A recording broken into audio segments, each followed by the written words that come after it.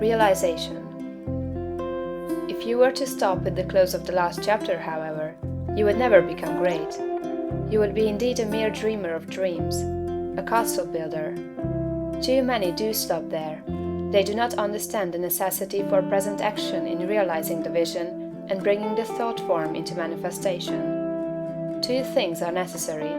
Firstly, the making of the thought form, and secondly, the actual appropriation to yourself of all that goes into and around the thought form. We have discussed the first, now we will proceed to give directions for the second. When you have made your thought form, you are already in your interior what you want to be.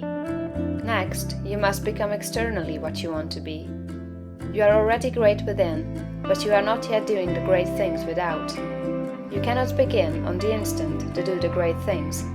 You cannot be before the world the great actor or lawyer or musician or personality you know yourself to be.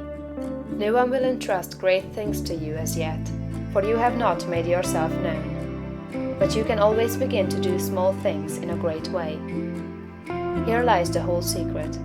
You can begin to be great today in your own home, in your store or office, on the street, everywhere. You can begin to make yourself known as great, and you can do this by doing everything you do in a great way. You must put the whole power of your great soul into every act, however small or commonplace, and so reveal to your family, your friends and neighbors what you really are. Do not brag or boast of yourself.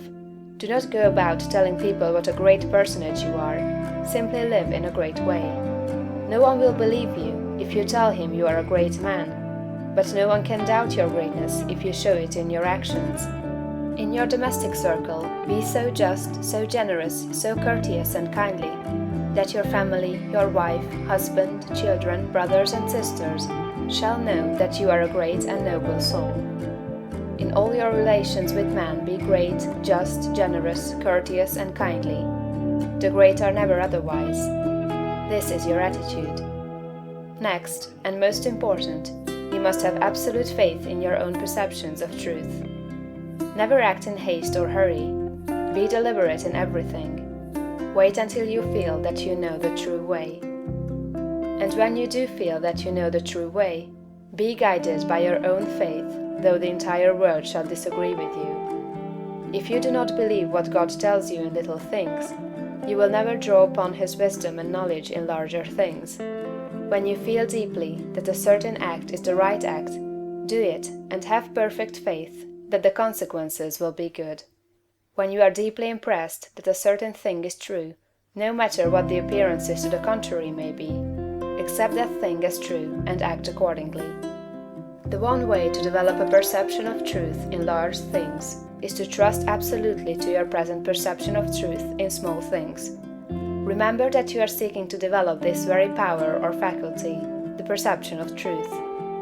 You are learning to read the thoughts of God. Nothing is great and nothing is small in the sight of omnipotence.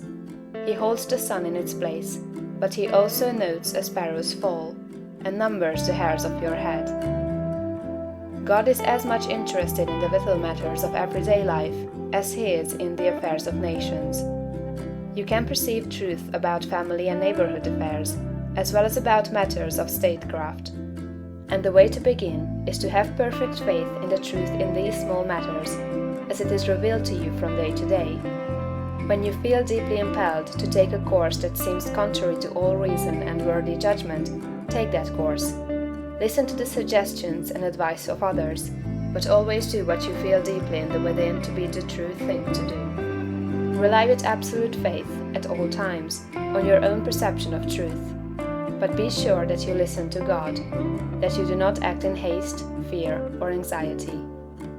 Rely upon your perception of truth in all the facts and circumstances of life.